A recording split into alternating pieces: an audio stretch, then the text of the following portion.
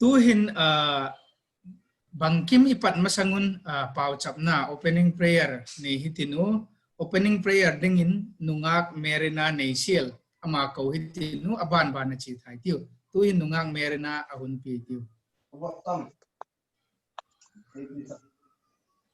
Sunita kon phate musaki patin ki maseng ko to genin tunun kon hichi na mo kahenau okay bible jam ko tong semengka thupilte bung somni leli tang khalle changni ung semengka minun si chu ochakilla amauto ki polle thanom de kin alung kim un thil phalo asong to a amukun thu phalo bep again ngalun Pan Bible sang sentiyo ko de mo som second la pausap na ning ngali tiu national jang na din sa pagkapathin he pa naman to ni hunte dam na sel na tin ti a kamati ni version na sikin na kumin mas pen ka to kong gena hi he pa nang man to ni hun tung ta kunting ile he pa nang mizate ho hi he pa na tu la jang ki pa kham ki heading en nang man kamati ni version sikin na kumin na pen ki pa to kong gen ki ta hi chun hepa to san humte a seminar nei tu ting pa ngele nang man hongom pi in la again do te ho hepa kyo ma wa dinga hepa phachom nang thing e ding nang man he kanong thing che tun hepa thakin thung ga select ngen ki te hi chun hepa ka program te ahun ka pantawa bula patina top chanin hepa na ko thing thong kul sa comment in zo cheng chu data logic again khel again balcony chun hepa engai da min la again la ka farm cheng chu ka be ko din mo som sak din tin kal pai suksta men ko ngel hi hey kipa koma nungang merinan un kot hon na pau chap thamunum tak pau cham na thamunum tak ni pek zauta tuin tuni topic diu hei le talks on national education policy 2020 heding here Jadi ipat chom pi ma diu kinne pau ma education policy yang ki change kin nu le pa khen khat khang thak tam tak ai chen nai lo le ki ding he ye chun ipat chom pi nge diu kinne pau ma jena i resource person diu hi kinne pi ma isun ma hu h lam min lun nei she la hi ma hi assistant professor tu lai taka assistant professor rahi mahi tu hi Department of Commerce Ramanujan College Delhi University hi ama background hi neu khat wagyan lehin pulam min lun nei sial ni resource person di upa hi le apa min hi le je thanga en anu hi le nu khol nu hi ama hi inlama tul nuam churachan pura pat hi tu hi sepna to jekin Dwarka Delhi umo education lam hi vak en lehin mahin Paul som hi Blue Star Academy in Alazawa DM College of Commerce class 12 Alazaw kit chun Bisau College BCom Bachelor of Commerce hi honors 2003 in Alazawa chun Manipur University MCom Entrepreneurship Development Master in Commerce mahi MCom kaher hilo le a lakale I business management ai lo le commerce kitilam ho hi I ala lut masaloy ala bol masaloy hidingin kaging cha aje ke 2005 ti vela hi business management IT lo le commerce kitilam hi ala ha ki thanai lo hi le pulam min lun hin 2005 kuma MCom ala zauta entrepreneurship development hi chun NET le 2006 komala zawahi again golin tu hi Delhi University no assistant professor hi Department of Commerce kinne pium tak suan tak he again golin commerce background business management background hi kitam pu ma hi kinne pium ma hi tuni honale e laka hung pang thea resource person dinga hung pan pek te ho hile ama sungin ahun poi mo tam tak le hun man tam tak te ho mundang dang hung ki suongin ewe gel khok na zalin ew laka resource person dinga hung pang a hi rejection ama sungin avelin YCO te thasikin avelin ki pak thu iwak gen kita tu hin je chang chu iwak gen the hin tin ama hun peding hi wa dan le aki chai pha le Q&A session idot u to mu le dong the zel hitinu tu hin e pu h lam min lun nei sial assistant professor ama hi aun lading in ama ko dai tiu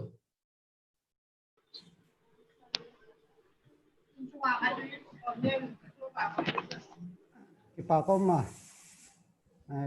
pa Jimmy onlal moi in introduction on bolta kisun le om tim hi ho zenga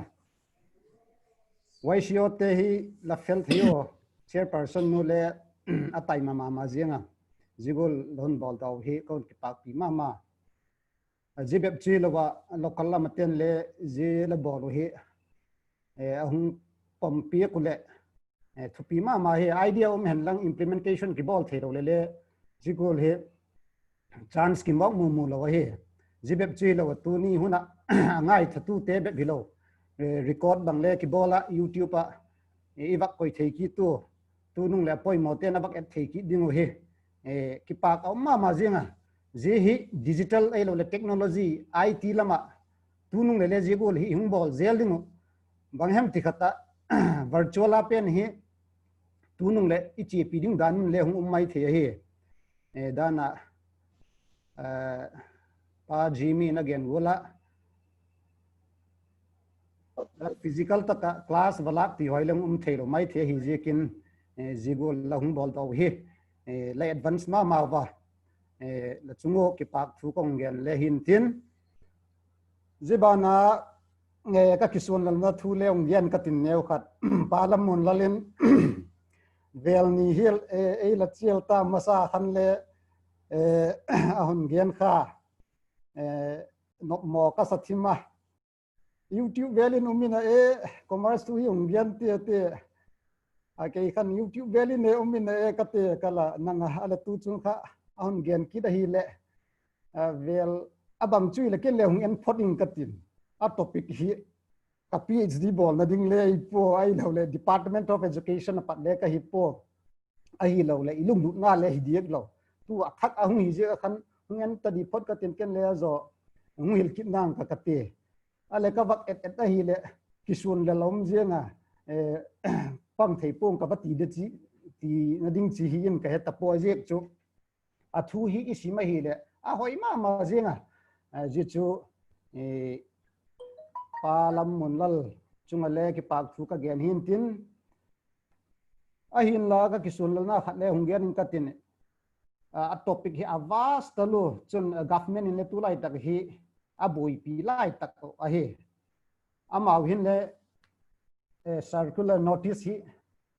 apiwa a implementation part ding hi a question hi zale pani hil lambang hi ani yo je kha principal ho teacher ho ai lo le experts ho kha athoto angai dan ho khonggen dingin je le kha ho mo je ka chun implementation part hi ginchak le hung banglong mai thei ginchak le hung mai thei hoi taka ichi pi thei ole bang chu ami pi te be bhilo igam be le hilo akhovel pumpi in nei phat chum pi ding hi jekin je chu ne khat brief dewa kabak gen tu lai taka iti bola answer ding le nai lo hi jekin je chu i bak het thim bak ding in kabak gen no ma screen kham sharing ka tin PowerPoint hi tam lo cha ka nei a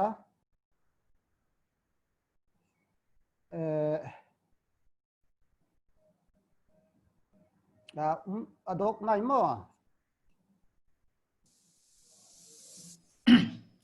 adok e chiang khoi jaka waisio Harmon Church Bangalore te chunga ka ki pak na thu kong gen hin tin abulin pan hitin iti gola je policy hi Ministry of Human Resource Development tua Ministry of Education Government of India hung tita min phuk ti ding hem he thiam ma wa adang dang leong kisan zel de he Ministry of Human Resource Development akiti jinglaya tu chunga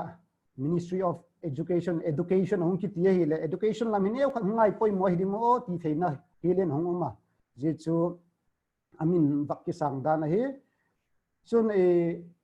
ji hineu khat bak en hitin a condensed pen hi e tua je pen hi Ministry of Education website akan mu thei no min tin print out theyo adoi doin a page 66 vela he ti golden part 4 in kikhena introduction kha auma chun part 1 le auma part 1 hi school education lampang again part 2 hi higher education he part 3 ai le new khat professional lam dev ho chule adang dang ahopa part 4 pen hi le implementation pen hung hiding he iti golden implementation pen hi chu again chai to bang ai zenga lung kham poitin jiban le ahun hile chom thei pen mat theina ding slide he ken abon hung sim se loading ka he jijik chun e le thiam unla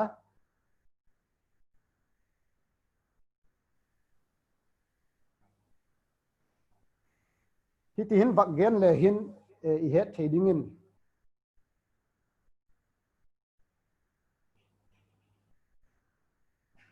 ale tu hun nahi bangtidana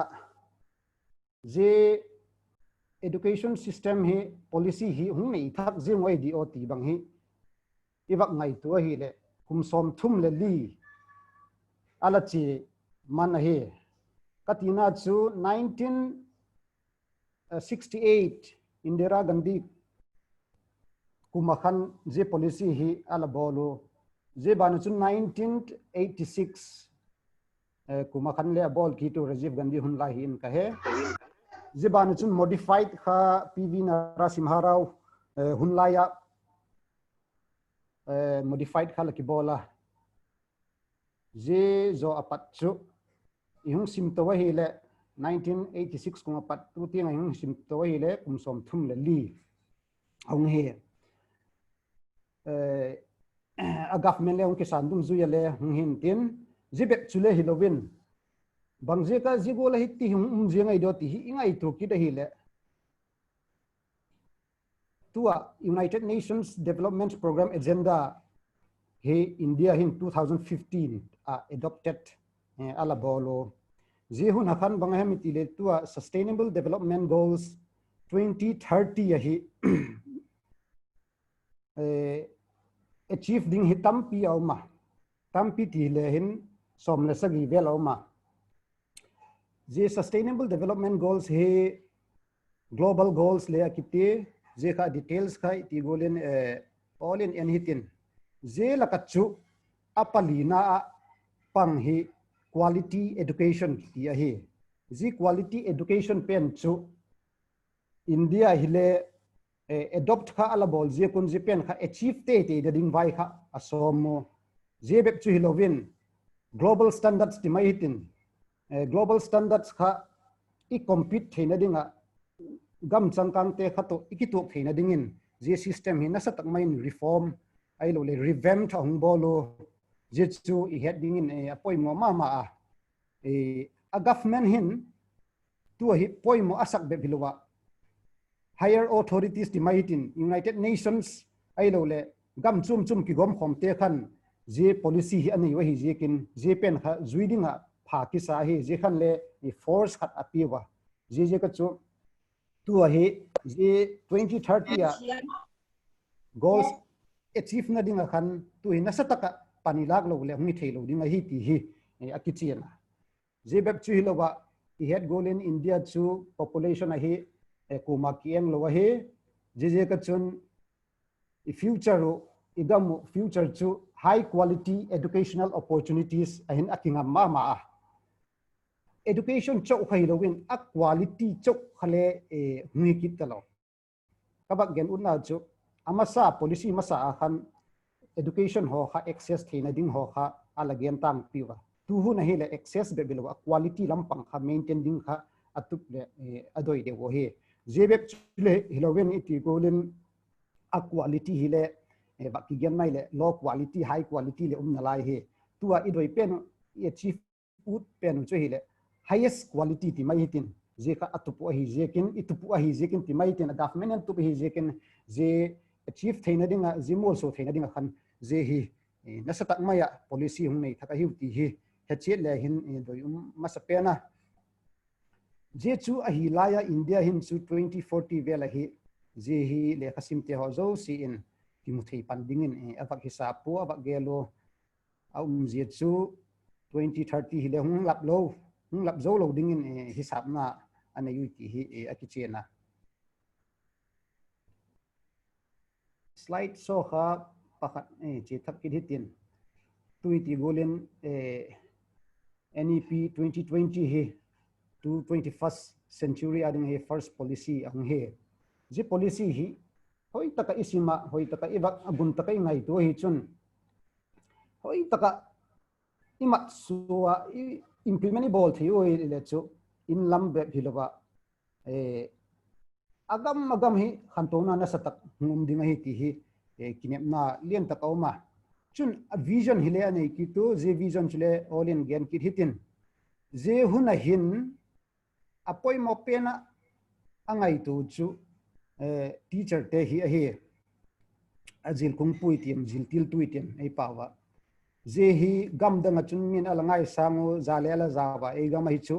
kizana ai lo leking ai san na hi teacher te hi tom hi dinga hi hin la tu hin ama hin hun gel thakule je hi ala ki bol khil ei lo le society siam phatna dinga chun teacher te hi nasa takma ya za be bilowa amau hin role a play thi wi ti hi ahun sui do dan a he je be chule Halloween Indian culture tu a hi na identity tidiam ai lo li tradition ai lo le heritage ho hi hoi taka et kol phata je ka preservation le building je chu sui zom zela ipen kha education system a hi mat ding ti kha atupule adoyu a he je chu iti golen all debatable issues ti hole tampi hum the he hin la India i hina hole tu i hina pen kha kisak pi thei taka yum ding pen kha adoyu ti na hi maya achom lamin gen le hin iti golen je pen hi dana previous policies ho kha ilagen ta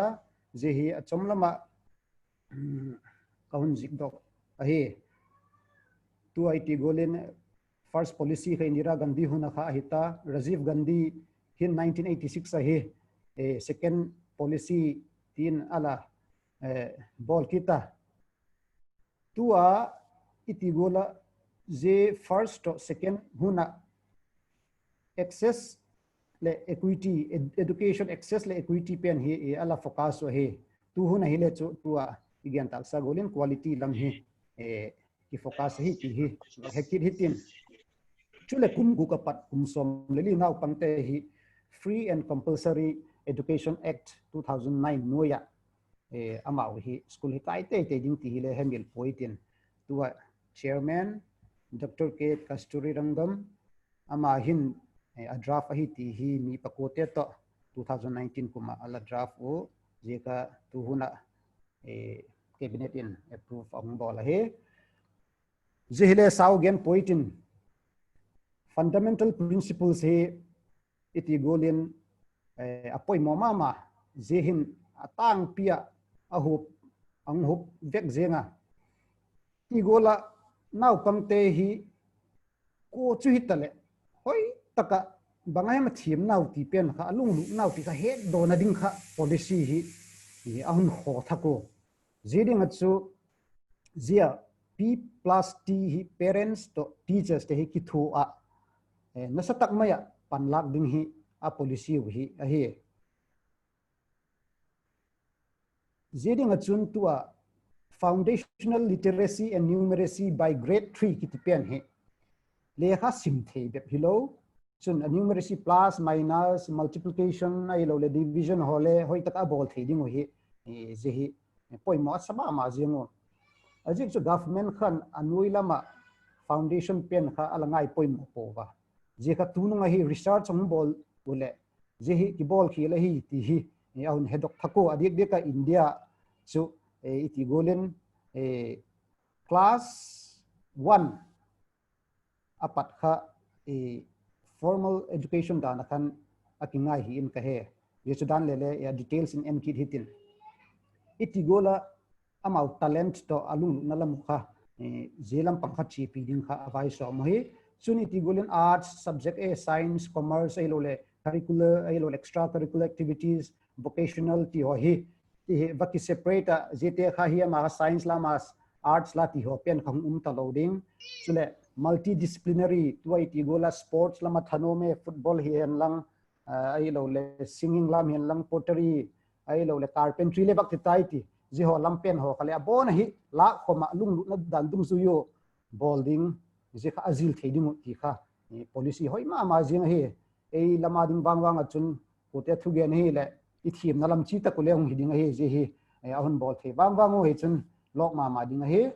zia conceptual understanding rather than rote learning and learning for exams depend hi point mo ka sadi ka dang sangin le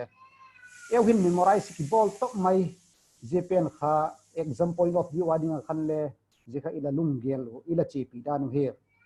hin la jepen kha la doi talabu je kha hilo dingin a thu pen kha a fundamentals pen kha a basic pen kha hoi taka het china je phat chule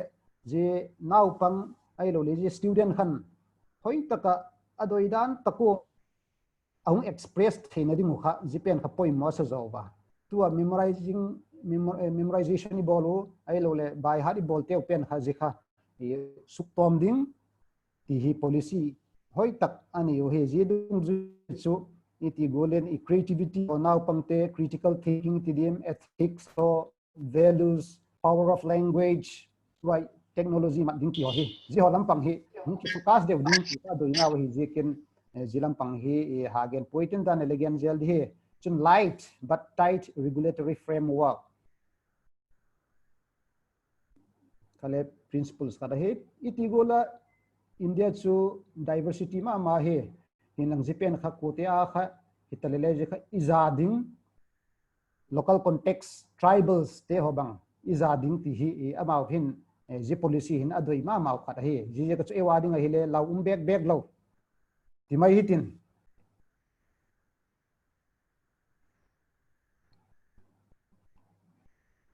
zebana pakhat kit chu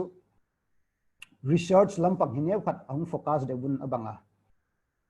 outstanding research a hi lo lele lifelong learning ti lampang hi hun focus a hi jekin lekha sim nalam be philo jihin sepna na sanle hung pit theina dinga ilung na jepen kha hoi taka imul so theina ding lampang kha hung focus a hi tua vision of the policy hi ji poi mo ka sama ma jinga India a global knowledge superpower Japan hi ibak et a hi le global knowledge superpower hi na ding chu iti golen anoilam adeulam pat kha ipat lo hi le je ki chang theilo ding hi ti hi vision hin na satak maya ahung ne yo je imol so na ding chu to developed countries US hio UK hio adang dang te in global standards achi pi dan dung zuyo kha je kha izui lo go hi le ki compete theilo ding a hi lo le amal to le ki ton kom theilo ding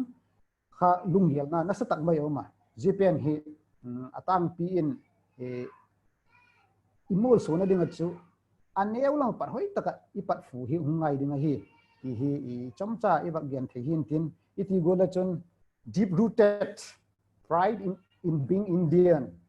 in thought, spirit, intellect, deeds, knowledge, skills, values, dispositions, truly global citizen hinading achun Japan hi India te hi kahi hi kiza pilowa I culture le zuiding zeka khovel pumpia iti gola super power knowledge lampanga super power I hinading khan je hina pen hi hoi taka zuiding ti hi ya tuple adoyo atang pi he iti golden tua school education pen hi je ba en hitin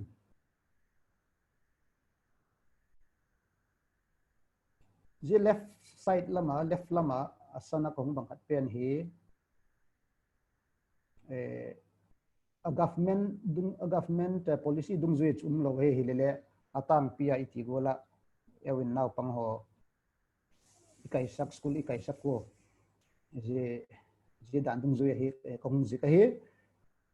10+2 pattern kha ki chi hi je nga chomna min gen mai hitin je 10+2 pattern ki chi pi pen hi alui the previous alui pen ti mai tai tin athak to ang ki hiana chu bangai mi ti le 10+2 hi to login je 5+3+3+4 je 5 hi anoi lam pen pen khan en lehin 5 hi group pali in a ki hiana to a structure a system khak pen hin foundational akiti khat chu preparatory kiti chu middle akiti secondary ale anoi lam pen hi wak hisab hitin akumi tu hi kum thuma pat kumgu kikal ho hi tua in lam be bilo aganwadi ai lo le preschool ai lo le bal batika timai hitin je kum thuma pat kumgu kikal te hi je hi foundational lakin apango chun class 1 to 2 akumach kumgu kapat kumgiet jehile apang kido je 5 kitipen hi tua akumahin munni na bithi ko achomla ba gelma ya chun aganwadi ho ai lo le preschool ai lo le balbatika huna hi play school ti ding himayin tin japan he je mother tongue anu pau ahi lo le a local language pen hi mat piding japan hi a focus de wo ahi maya chun itigola class 1 to 2 je hile foundation he class 3 to 5 kha kumgira pat kumsom le khat e preparatory pen hin ka het khi loi chun je hun he tu itigola literacy to numeracy lampang kha neu khat a focus so chun middle age 11 to 14 class 6 to 8 je hun he subject hoi introduce abolo subject chum chun class 9 to 12 hi je subject chum abol pen kha amao khan bang kha alung lu naw kha ala thei di mo ti kha mau khan ji hung la pat ding hi wa je class 6 to class 8 ki kal hi bak chomla ma bak gen chun ice cream ki pedi bang hele a flavor chum kha taste hun a hi class 9 to 12 pen hi le je a flavor adu ho kha ji subject ho kha ti mai tin je kha abak ki lak naw ama win choice ani naw kha ang hi jenga chun danam le details de win le apunom le gen hitin jichu school education lampanga iwak gen the athak to alui comparison iwak bol the chu hin tin a ki chen lo le ti gola dan le gen be hitin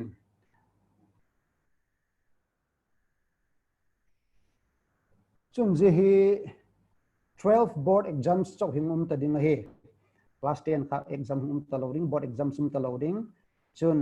ti gola class 5 chan kha mother tanga tua inu pau ti mai hitin ai lo le regional language ai lo le local language japan hi apago kha het theina ding tingo kha fielding ti hi compulsory dan de win awma class 8 ting chan hile adoyu ahina layo adang subject ho english ki ti hile subject dan dewa hilding ti he atang pi chun paulam pang hi a focus jet tako hin zia english pen hile subject dana hilding in on vai somo dan le get kit hitin sanskrit bang hi introduce no ma ji chu elam hin bangol ni pom thediam bang chu ki hetalo class 9 to 12 hi ti gola semesters form vela hi exam sakding chun questions hoile multiple choice type ai lo le iti gola bailam taka bolding haksalo taka descriptive ile tom cha umding memorization lampang kha zilam pangkha chilowa bolding ti hi atupu ai dewa ang hoyong hoilo chu hepu igen thei pu hin la ji cha ma research ala boldan dung zoyo zigol hin chilewin hoina ti hi tu policy thaga he je hi ang details thim ta dan le internet apat ken le thei kham kalak do te kha en zar hitin ji le sot pi hung la pung katin hin la zipen tak pen hi apoi mo ma hi in ka he tua anoi lam pen hi ahung ki tup lo hi la chung lam alek lam hi hung thei lo hi je ken ji hin le ibak eta hi le 85% now pang te hin a brain development hun hi kum guk masanga hi jigol hi brain development nei hi ti hi an sui do ko je chu amau hi je hun lai taka hi hoi taka train bola hoi taka kitup tak maya anu pau nge yo lekha sim thei be pu hi lowa sound system hi o ai lo le tua plus minus ti ho numeracy ho lam pang ki tu taka het sak ding je phat chui le school hong kai phat phat le buina bang ma lo ding kha amau le mau kha hong ki to del thei ding khan je kha policy hi hoi takena nei yo iti gola zia NCP FECCE jipen hi setup hungbol ding hi wa je chu amau hin bangolin hungbol zom zel din motivang chu he thei pu NCERT te noya je kumnau pang te hi nasatak maya ama wading hi pan man la thak ding hi ti hi wa genom na hi chuni ti golin a gold pen hi le high quality gam sunga face manner hat ve chua hungbol lo ding all hungbol ding hi wa je pen hi bangolin hungbol demo implementation lamilem hak samai the hi 20 gola stand alone aganwadi so aganwadi umna a hole e khen khat chu aganwadi le primary schools le pre primary schools umna hole ji ho khale abang chui tele kumnga pat kumgu kikal hote kha ama wading kha nasa takmaya teacher tele train ang pil go to hi ti hi achom lamin bak gian hitin jipen hile ila gian sa hita iti golden elementary school hi iti gola now pang krol nga to banghin amau hin ji foundational literacy to numeracy hi ala nei pova ji ka chun achungla makha drop out le hungumta lekha kha sim thei lo bule boy deu deu achungla makha le drop out hung mai le global standards to adan again bola 50% gross enrollment ratio pen kha achieve humbol zo lo ding hi wa ji ka chu tu a pen hi nasa tak maya ahung boy pi hi je ken chun atak takin wa ki gen mai le ahung thei tak tak dem che he pu teacher ratio pupil teacher ratio hi 30 now pang som thum teacher khat ai ro le tua socio economically disadvantaged students la ka chu now pang som ni langa teacher khatin at calling ti hi atak takin implement thei le chu hoi ma ding hi ajek chu now pang te kha bangai ma thiam now chin now ti kha hoi taka ki hedok thei ding hi je kin mi hi tam phali ti goden ko ma hi attention ki pe zo lo hi tua IT lampanga NCERT te hin panasa takale hunglan tinu tua digital infrastructure for knowledge sharing diksha ho digital library book clubs promotion chum le hungbol thak ding hi wa jelam pangchu tua aung hi the lo chu dian the nai pu hin la jipen hi NCERT te hin panasa tak hungla ding hi ti hi ba ha ki hitin anuilam nutrition to health lampang hile poimo a nek le chak lampang hile poimo ma jiang ale 200 questions chule ale jigol he nutrition ele health including mental le na lai health checkups immunization to polio ki kap ho hen lang bang jio lam pang bang hit chu suggestions bang kha to a teacher te ho ele principal te ho ya dongo bang me ai ro le bang hoi ki pansak le phadin ti ho bang he adot jingwa hi ba ji chule only adem chang le gian ki ditin huno me le ji hi detail de wa apoi mo ma jika jitiang bang hi kon la kai adang pen hi chom chan gen di hi wa ji pen hi apoi mo jitiang hi kon la kai to drop out rates bang hi nasa taka hum jek chu iti golin class 6 but class 8 hi to enrollment ratio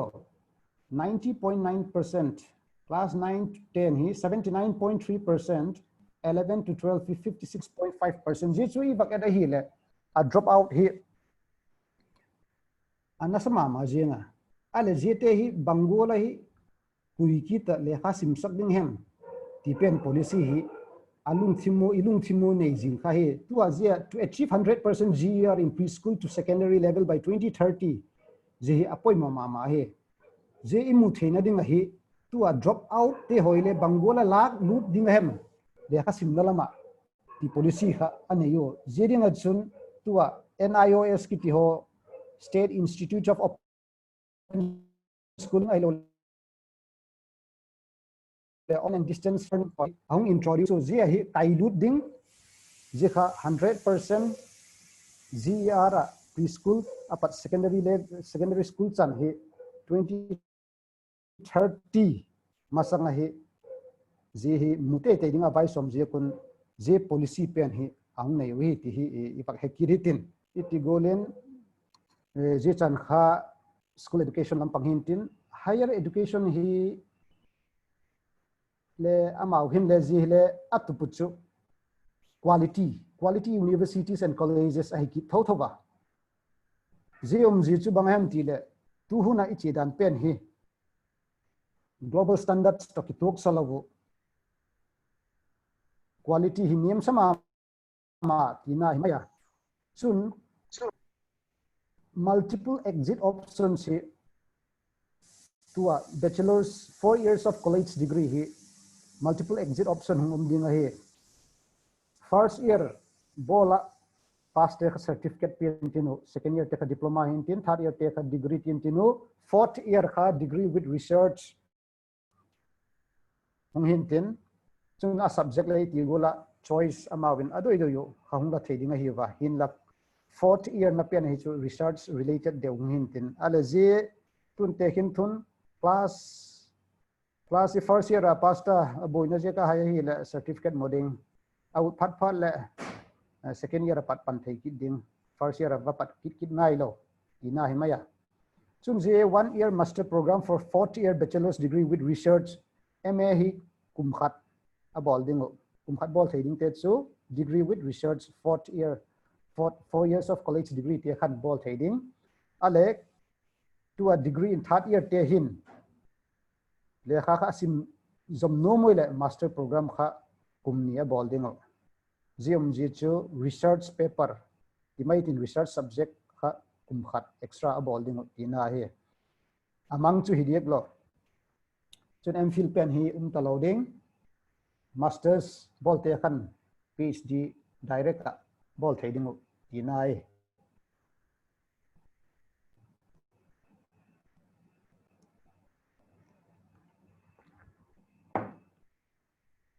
tua chungwa ka gen akizik pen global standards of quality hi iti gola in maintain ding atso ei system pen kha ni theilo hi jekin je ba na chun a hoi kit khat chu tua system pen a policy thaka system pen hi ihung mat thia ihung zui thia hi le agam danga vakai ding te ading khan le je pen hi hung mat thei ding aji chu gam dang ten le alamatu to hung ki tuk thei hi jekin je hi hoi ma jenga chun bham ti khata student khen khat ho chun e course abol jing la ya le adang ho course ho le zil thading ti he chun je na panina if a student wants to do another course in the middle of the course then he can take a second course by taking a break for a limited time from the first course zebana chun courses will be started in regional languages je hi bangje ka course regional languages ki bangkhat ahemiti le iti wolen pau lam pangkha angai thupiwa adik taka chu ale kha hoina sanile to a regional power kha hung le ding oi lo le ji kha quality nei taka bolding ti kha atu po hi ji ji chu anoi lama khan le pau pen kha language kha hoi taka mat ding ji kha mother tongue kha hung mang ding je te kha achung lama hung simpha tu le je a pau mat pen a kha sim the zel ding ti he a hoi ma jeng lampi khata chun jibana labs hoile virtual labs hoile hum maintain to a national educational scientific forum hoile hum ki started hum hintin establish hum ki bol thak ding a chomlam again na one nation ti gol dan de win mong hi apex body khat umbrella khat him bol de geno ya adang te khat hum ko effect ding to le college he around 45,000 colleges he India he he ji hoi le mun khatam poi khom ding ji kha policy wa hi ti hi wak hekir hitin tun ji hoi hi le I ti gola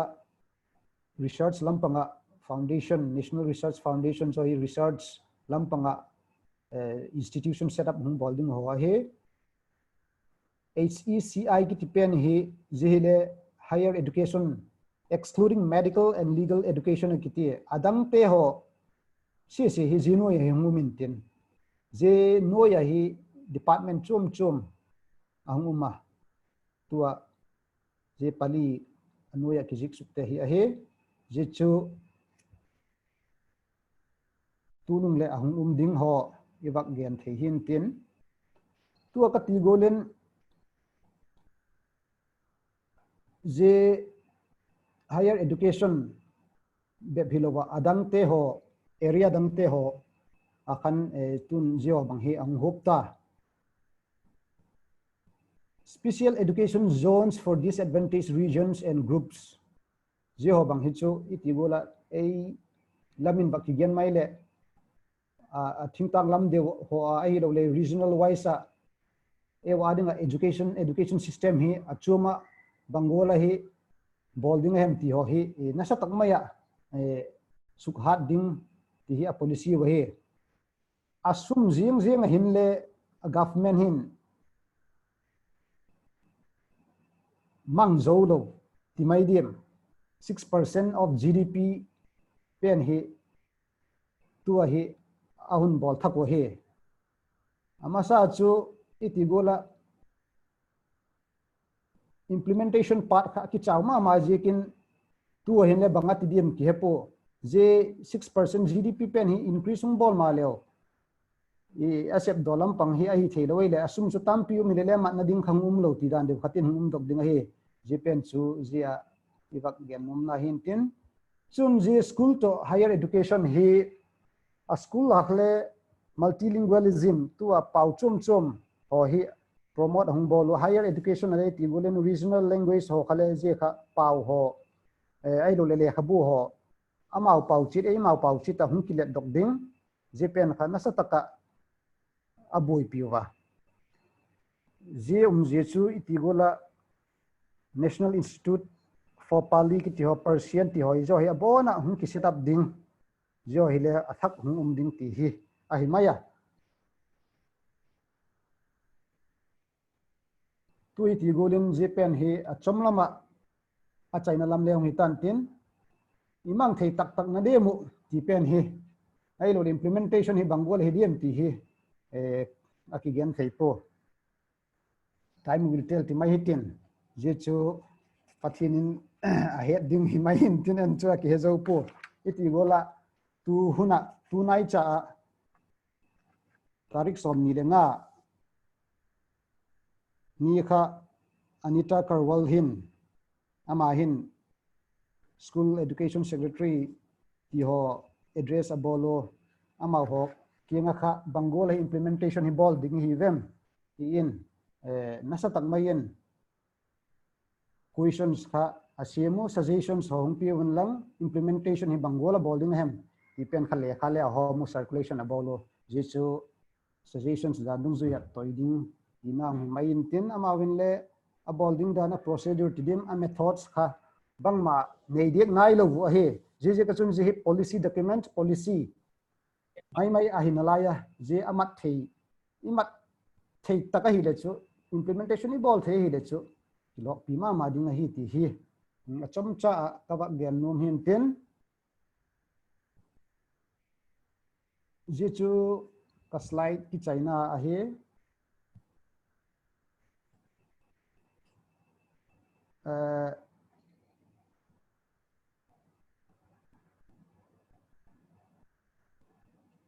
tigolen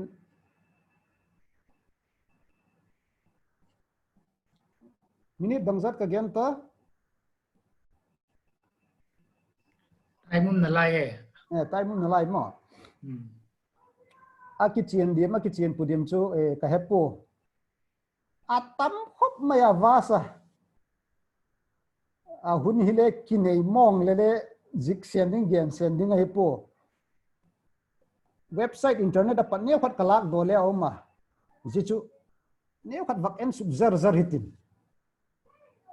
Microsoft Word khan share kit kati Microsoft Word ta bol mai he yek chu PowerPoint ading khan le dol sem lo chun internet a ti bolen e kahung ena je kha share katin vak en sub zar zar hitin zo phat le question answer kha I bol hitin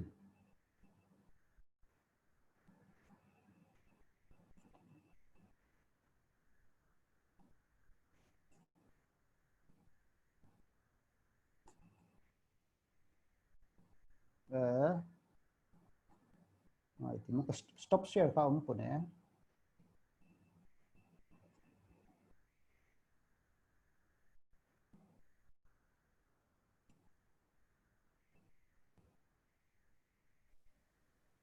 stop share khan borpek ta youtube khan aki bakata aki close ta ki close time no ale screen share kha kit ta po la whatsapp zoom page khan mo green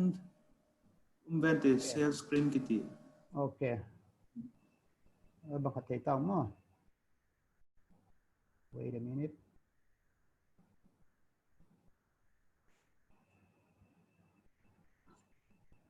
la mu thei ba mu thei lo I kamuta mutama je hi bullama igen pen ho khaita tibula gen be data katin hunle tambek bek talo he je anuya hi neu khat kon la doka je hin neu khat cover zo deu dingin ka gim cha competitive exam zik te hi lo le ken khat ading le poi mom mai the he union cabinet khan iti gula je hung repetition bowling katin mo ne khat brief to a brief concise devin je kon la doka to union cabinet khan tua athak pen national education policy hi tua achum chum school apat college level tiang sanding ti pen hi hung je hung kizik suka tua ka gen golin india pen kha global knowledge super power ti kha do yo himaya cabinet hin iti gola ministry of human resource development ka ministry of education a hun sa na he je he india ading achu tep te tak ma independence zonunga revision education to kisaya revamp tong bolo ailo le major reforms ong bolo ai maya iti gola ma sapen te kha 1968 to 1986 1992 ha modified abolo som thum le li chita tua je aki point si school education na I het taksa golin universalization of education ha preschool pat secondary level tua thak pen na khat 100% gross enrollment ratio hi up to 2030 hi je ka kha je a drop out stay khale bangol lading hem bangol kaidu ding hem ti kha atupo hi je ken iti golin open learning ho bang khale je kha le kaidu ding kha atupo he ibak at a leje to bring 2 crore out of school children back into the mainstream ma through an open schooling system to han again saita open schooling system kha hi lo le chu je mi ji za hi pailu na ding kha lem chang lo he tuiti golden 10+2 system pen kha 5+3+3+4 structure hin ke sanga akum hi je na ong kizika kum thuma pat kumger pat som lekhat atang pin ka het khil lo wile e class 10 hi atang pi kum sob lenga chan hin e exam ati bol the ma je chu flexible thoba kum som le get tiang je hoi ta kai zui the le chu na pangsa zo thei chet ding ti hi tua again pen existing to new academic pen kha je le at thei thowa a details de wa je iti gola oma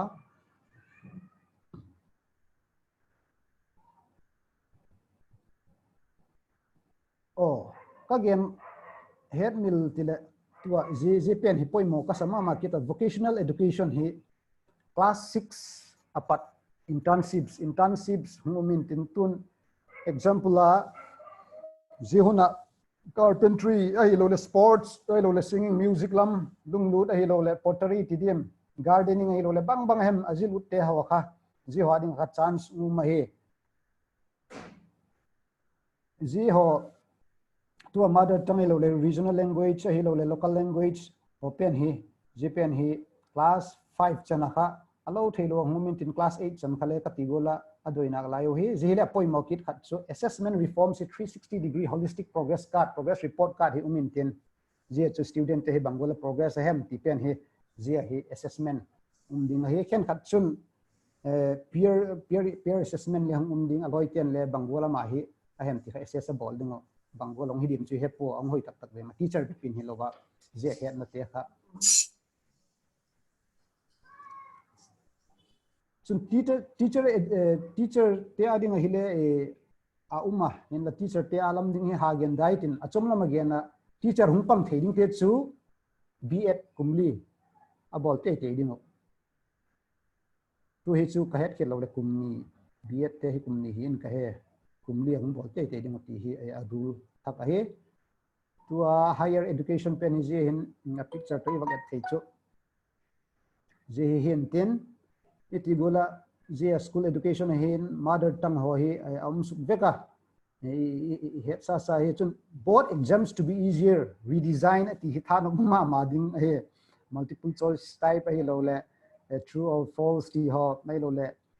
chom cha don bun ding yo hi khuti le chu tension nau pang ten le hung nei lo ding thil dam jok hong focusing ti de conceptual pen kha hoi ta hung mang thei le creativity ho critical thinking ho nei ding hoi ma he higher education pen hi hagen da tai tin het sau le hi gen sau le hi hin la flexible ma tu ai ti gola commerce subject hen khat bang kala ko ta hi le accountancy kala ai lo le art subject ka psychology le kala khom theya ai lo le science botany ti ho to la khom the ai lo le sports lam pang physical education le kala the jipen kha ilum nalam lama kha la khom the hi jenga je chu a hoi ma khat a hi to a gross enrollment ratio pen hele igenta ye 50% by 2030 le ama 2035 India into 2040 bela le ki expect no ji kha India hile itibola university hitampi oma Jim University kiti ho ahi lo le banga he university adang dang ho le ji university pakhat noi hum ding he amin kha chum ho khang ta lo ding he jipen pa hi dana khan ka gen hemela ji khale hum amin tin chu le okay ji again kita 4 years with multiple exit options iti pen kha iti gola kum khat asim pe ta lo le high the certificate mu thoding asim mut kit le ji certificate ka hungla college dang le ba kai kit the ai lo le mun dang le basim be kit the jichu a hoi ma he MPhil kha ta loading it okay academic bank of credits pen hi hiti hen ken katen again no to a benga I credits bank loan la di le hen I credits goal bank khan AP trading zat kha umahi jigola khan to academic bank of credits kiti pen hi I points ti mai ti marks le ti tin jepen humin tin je khong ki plus to ding je dan dung zo kha je subject khale la khading je khale jil khading ti he tu a chomla min gen len certificate ho khale pani ni ngai talo mai the certificate ba so le ngai talo mai the je academic bank of credit chahi hum jeng ding je pain je points is that hin e le je pari je jil thei ti khat kha qualification certificate ho chum mai ti ba nei sang kha je pen he la ki jen ma ding pakhat a he iti gola multidisciplinary chum akizen na khat chu tua IIT IIM ti ho he gola muki bangding equivalent ding je subject pakhat be bilo subject chum khatam thei pen kha university sung ai lo le college kha bol do ding poi do ding je chu je chu chom la min gen le hin PhD le tam pin ball thei di research tam pin ball thei ding je lampi kha hon piek tina himaya iti gola university khale research intensive de umin tin teaching intensive de unkit in tin khen khat chu a degree a teaching chau chau ball ding ti hole uma je chu je te khale out phat phat ule iti gola research intensive a le ola kit the a hi wa je chu university pakhat noya hungki umbe ding adang dang ho hi tua legal to medical ti lo wa kha adang te ho hi mun khatam khomin tin control le hung nom ding fan ho khale apik dan khale hung nom ding tina hi maya chomlamin gen le hin mi zo sin je education kha accessible the hi le chu ti gola global standards to hung ki tok hin la hi le hoima ma jiam a hi je si chu mi mai in tin igen thei chu je adang ho hi chu igen sabek le hita a chomlama bak gen dingin ten gen hitin je a last pena hin a new education policy aims to facilitate an inclusive, participatory and holistic approach. Kuma mizo sikha ipan sak theya participation kha apan theyo je facilities kha ipek the hi lechu in kieng te hem ai lo le kisang thei lo he in kieng te snum lo le ama kha va pot in va ti thei le lo iti go la chu ni tom chate kha le kha sim ai lo le kha thiem ai lo ani samu kha ibona khan nei chi len ki eng to lo te ka hin khu nom ta ka mat theding quality of life quality education ite le quality of life khale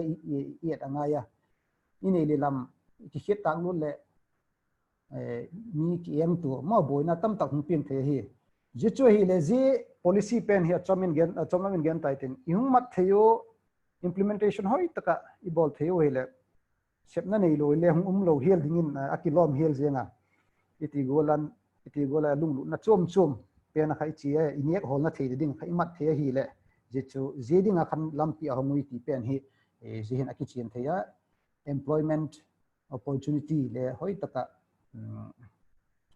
lampi hung ding a hi a chomle min gelang teacher ding hila tampi hung ki hol be ding hila kilo ma than hum thim ding a hi je ka chun ding hin ki sa sau le hin hoin tin adang hi atam thima ha gen be data hi tin digital lampang ho IT lampang hoi chung het sa wa he je aum lo hi le education hi ko ma zo se ki pe thei lo ding a he TV pat le radio pat le iti gola distance education ho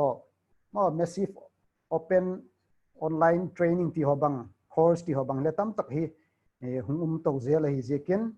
jiram pang chu ha gen data hi tin je chan chung hin tin chomcha kong gen thei hun leng sot thim ta tu hi moderator pu thu hi ta na chan chu hi han ka gen khilom le ngai dang mun lang Kipa ko ma resource person pu na gen golin je topic hi kino takai lo le takal khat 30 minutes vel again chai thei pu avasa hi hilele aman apoi mo zo si heading apoi mo zo si hum cover again thim khop ma jeng ki pa ka uma tuhin dot ut vak head be ut head chin be ut le Q&A session chakhat vak dong hitinu mi pakhatin question khat chau dong hitinu kin tak taka dong hitinu mo question na saum lo din mi khatin question khat chom cha vak dong hitin hun chom khat question ki don na phat vak hom hitiwe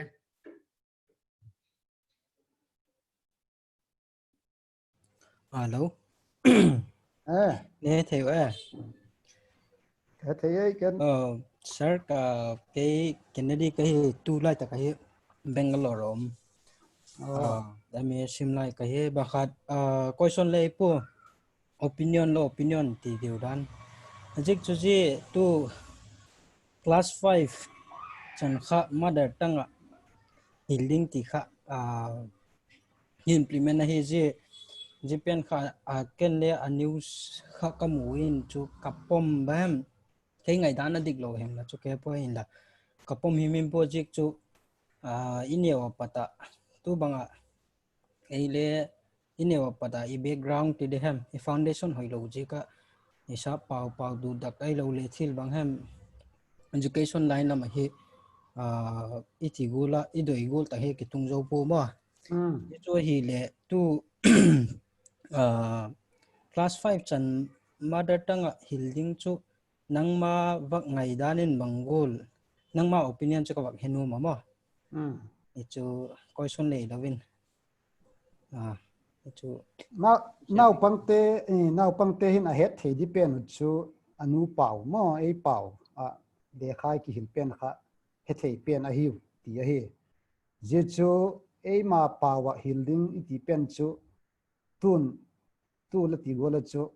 in lama chu boilo in lama I pawu ko ki hilding a he abang chu hi le ani wa pat anu khan a pawa kha ang hil pen kha ji pen kha ang het thei pen kha ji khai chu apoi mo asa pawa kha tuile a chomna min gen ge ka chate le ka chwa pai le ei pau thiam zo lo zo tau cho ke be bi lo ma Bangalore lam hi tai nang Delhi om te le ei pau kha poi mo thap ki ai cho thil het na dinga je chu ei pau hilding na chu teacher te ding le bailam zalo di in lama ma dan chu Delhi ko mai le chu kol pau hem bek chu ka het te ngai ta chu la ma je chu a hoi joy ti kha ma wa proof a he le ulun kin le ji to ki sai khan mo ton no ka hun na ya an bang chu mother tongue class 5 chan ki hildi ti na ta chamo le mother tongue ki hildi chu a syllabus khale mother tongue ma umdi ina ai le translation on bol ding kawak lungai to hin chu will this really be possible more for example chu chustan pul bang ti hiti amnan chu tibung lam site chu thado speaking lam hung tam deu mai the mo to le chustan po sung lam chu paite hem ai phe hem tam deu kit mai the ai class room khada chu bang ham vai phe student chau ai lo la paite student chau ki chalo mai the he je din mun chun smaller tribes neu cha tampi ki su khom na laga chun je kha atak tak theine dim for example chu south India lam bang vakitile Karnataka Kerala Tamil Nadu ti bang chu Canada ai lo le Tamil ai lo le Malayalam chu alengu a head o he je kha hi thein tin ai Manipur context di bang chun je kha atak tak ai zo thein dim ti kha je ka chu teacher te lo le principal te kha la suggestion chung pi lang bangola I solve dim hem ti kha suggestions a dot like ta ko le hi mo je ban le a ji tak chu ei pawa iki him pen khan nau pangin hoi taka man tuk the mo je pen khai chu adoi nau chu tuai ti bola chu ei vai phe pawe paite pawe ho yo khala ne u tlo na lai mei ti te na mau pawe le hi tu na lai ding kol ten le kol paw sanskrit a chom na ma ge na sanskrit pen hile amau hindi india pen hile iti bola Indian tradition or cultures languages or khajo kha hoi taka preserve bolding kha tu po he zikal kha eu ani u te khan le je kha ei khan lem ki tuk zel ding mo je khai le hoi na khat ngai chu class 5 chan chu ai gam chang kang ten le je kha la bol da nei chu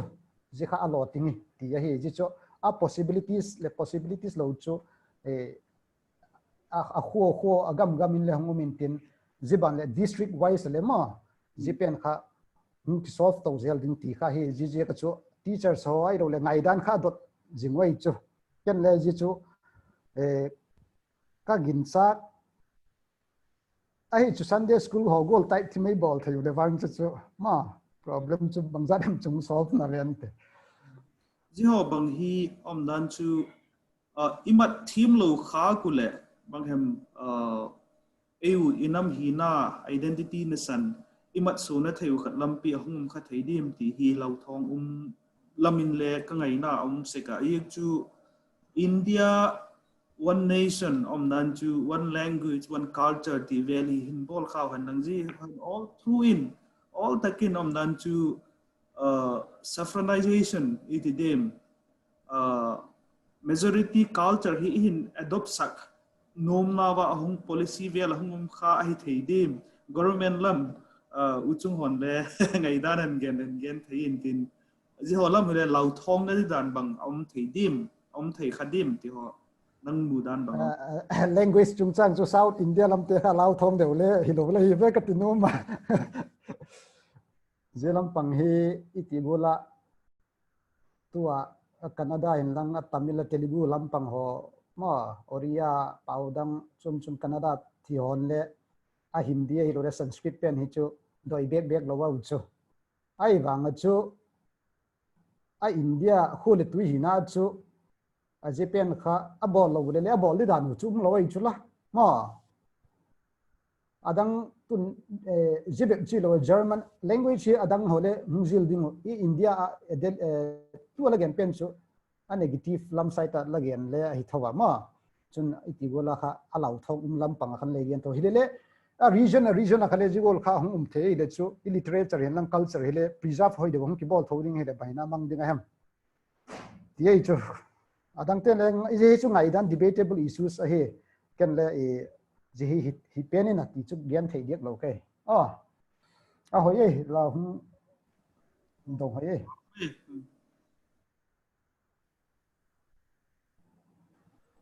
kan khat gan ke foundation course preparatory course middle stage to secondary ka 5+3+3+4 khai he to secondary stage 9 to 12 it depend nge 5+3+4 kiti a 4 na secondary level pena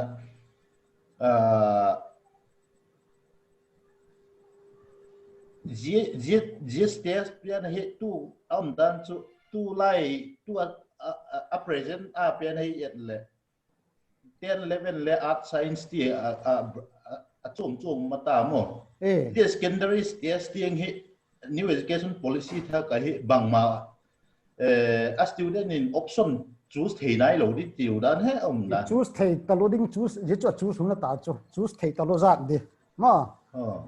arts subject arts tun I baghet hidin dan chu art subject ka pahat ka doi ta chu history ka doi ta chu ale science subject ka botany hem ka doi ma je ko ken la khom the ai lo commerce chu okay marketing ai lo le accounting ma accountancy hem ka doi ta chu ji khale la khom the ding je be chu lo physical education lam ai lo le singing music lampang ai lo le vocational a lampang dang ho khale ti ka doi hi la khom the di achom lam ka gen ice cream flavor pen kha bang ice cream flavor pen kha tu middle la kha ma je kha subject chum kha la jil ta ding ai chu je zo phat chu le je secondary kha a doi pen kha chu song bowling ta chu vanilla flavor ka doi chocolate flavor ti dan de wa ko ti le Paul so be jamela nga la second ho kha ta lo di da dai chu la mo le result nom đi ra nó tay gì hin cái tay khá là phải đi ra này cái phản không biết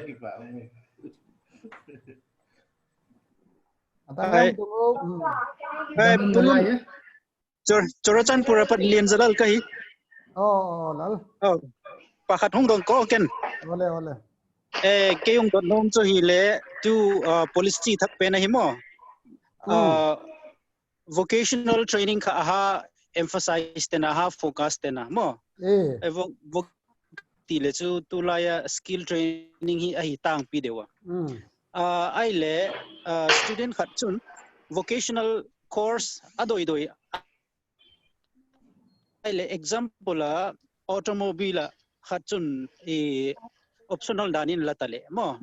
je chu bangol hi integration hum di dim for example BA first year velto je vocational course ka ahong chi pi di le tu hi National Skill Development Corporation ina define da na chu skill training ki depend hi vocational training ki depend hi 60 hi lo le 70% hi practical hi mo industrial training ki pi hi ai le je pen hi bangtida na je policy thak pen hin integrate ang bol de dim nang gen pen hi bangkhat Kawa question higher lampang de wei chuma higher education ai chuma higher education tu nang gen pen kha vocational vocational khale vocational kha bakiti talo di hi zoi cho subject mo subject la ka khangum di na lai cho dan tak chu loi khan imusi tu kha vocational de ho ai lo le soft skills ti dim ho mo bang bai ham zo kha iwa musi de kha bak ti mai ti chomlam in zio kha musi kha hi zo lo subject zo ka hung le ta dingin zio kha zeding chu university ho kha nasak taka ang sup le thak dingo course chum tampi ngum theina dinga kha option theina dinga kha ma je kha a plan de way chu a chom lama ge na ma a ki chen thei dim hoi talo za ding subject sim zo ding hong hi da nei chu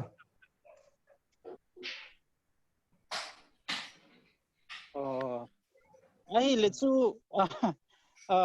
kawak kewak nang le ti tarap pang thei ta ve ti la nang le thi ma thiam ti da ta chu a hoi mai zen team kewak concern pen sumo gen alai leng to skill training ti phat le chu practical palu hi mo industrial hi maya industry and step puma chu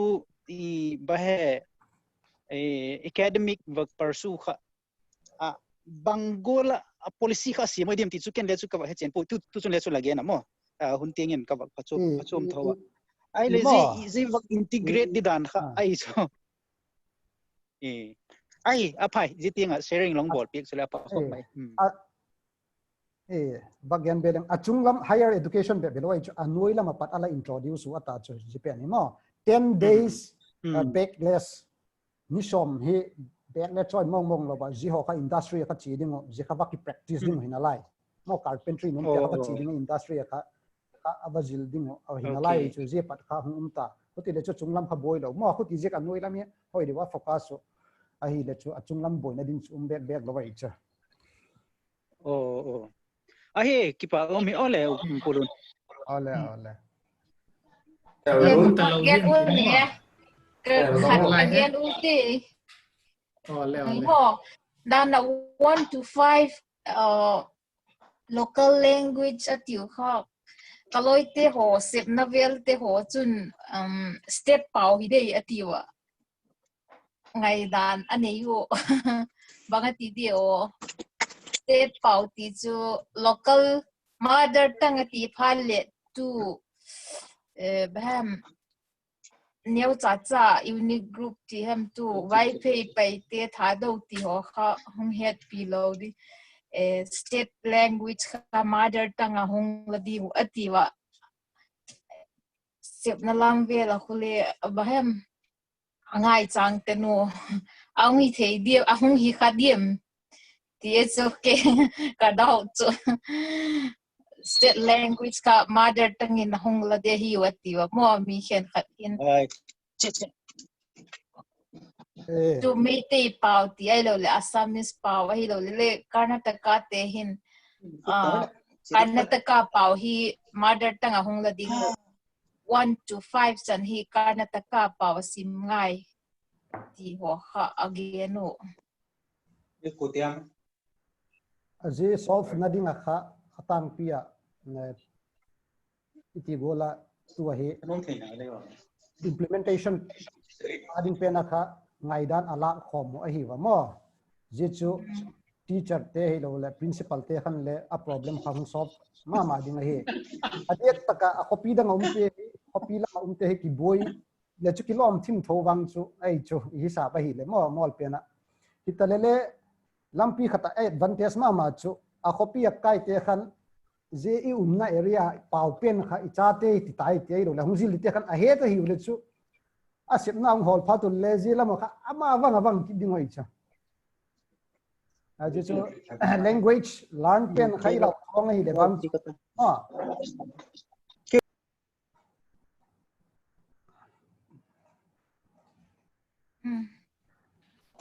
le Q&A session chu je chan chu hi sakhitin mo u labmin lonin ahun man tam tak e lakin ahung pie a boarding sep le boarding ngai to di tam piu ma le ong ki so nga ma chungin a vela vela ki pak thu gen kita mundang vela ti hi resource person ki ko ho hi le e stipend ti di hem ai lo le ki pak man bang bang token of appreciation ai lo le bang bang hem mi na peseku ni le ya hi chu ngai na liu liu a ki bol hi man le ngai na ta kai hum pan pi ka bang ma piek ding chu akine zo pu pathianin accept le bol na te ama ba na thil ngai tu na te pi hen la pathianin mal som jing hen la accept le bol na ama anga ai lo tin na chang hen ti chu i doi sak nai wak lan kita chu le hum pang zo si chungin avelin ki pak thui gen kita i phat chun pi nge diu ikinep na hi tu hin hun tom na le hun tom na pau chap na e ni pik dingin i local pastor thin hanlal ama i hun khang na pau chap na nei dingin ama hun pi tiu le he yo ki pa ko me he thei tun ta waisio seminar program patak cha zo tin abola pata pathinin ma wei pui pe ka chule ho tu pau islamen lon nei sil atung nai lo policy education development India sanchini wa gen pe ka thil tam thak thil thak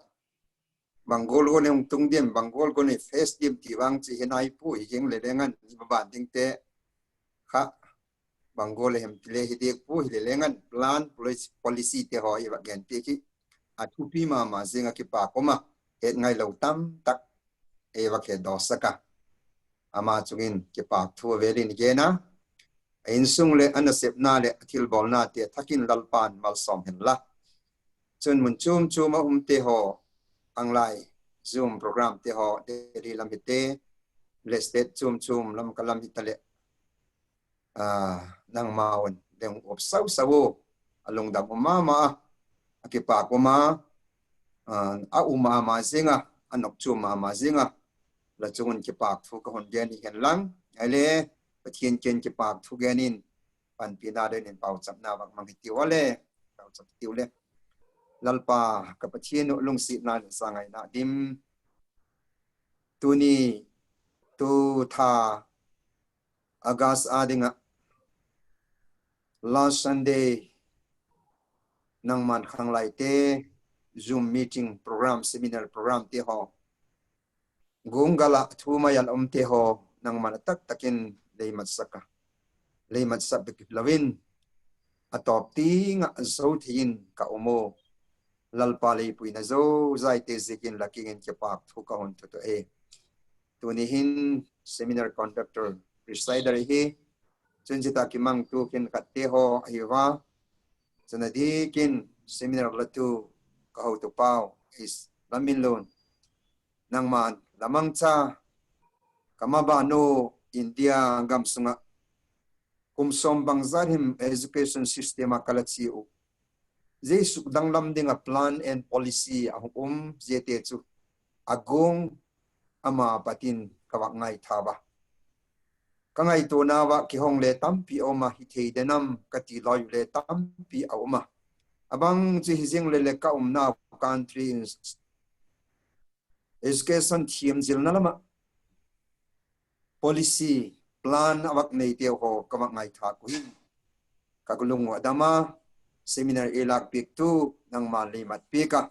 kakipa ko laking in kipak thu ka hon to ti to he nang man amang ele ain sung mi zia cha ti ho nang mana sep na te ho bang mazo si ala musuka zigol to bang chim na le pil na le pi kayo harmon church waisyo te ama apata knowledge tam tak ebe la pik be bilovin kayo nam sungale chun jebe lo office alengan na sep na chum tia nang man lamang cha laumpi ngai ti ka heba ama zikin lakin ke pak thu kaun genu lalpa maban le nang man thak takin umpi la ainsung a family ti ho tunung adinga insung eton tak kachi kanam te vin le ka eton dingo astap te hon le khoying he insa in thang ten le eton tak exemplary family idingin zebana chun lalpa nang mamit mu alengan insung nang ma sol khu the insung hidingin ama head of father atakin umpi in la doi dana pui the ding le ain sung te nang man hun mal som ding le chunan sip na mon nang man hun mal som dingin la mal som na doi sak tak main ka hon dot pe ko he waisyo hanmon charsten pek the bang ma kanei po wa ama upatin mal som na idim het na tampi ei be la pek eung gen do pe ka kakipa ko himale kapik the mi usunu chu sanale dang ka bang ma kapathe po nazaret jesu menin nang man mal somin ama pui pikin pi in ti laza ngai na thalim no ya kadot pik the sunu hizekin kathil dot na nang man e lotin e mal som pik ding le laza ngai na lapan pina ka ondon ki to he kakipa ko lalpa jiting le puya waisyo Bangalore lengan nang mana takin ngumpin la chairperson te secretary tele member te hon vision thak ngai tu thak te ne ya mi pi te adinga lalpa khovel khang sing aina a computerized khovel hi sing laya khovel del phazowa khang lai te ho pui the ding le khang lai te ne zin knowledge chu mang the khop dingin nang ma pilna le lim hit na thak te nang ma apat hung te khan ho tu te le khang lai member te zo sel ko chumi pi te thakin e thum thak dingin lapan pina kaun ron ki to e he sun te ho ka hin nawa lalpa kangai tu nawa thil tam takum te ho is de pi dingin le dunia leimal somna le ki thu pina ziki pa thu gen pomin zo si chu kalalpa de tak mai je superstar minin kaun ron e amen I let kami lun pinin mal som hela Kaume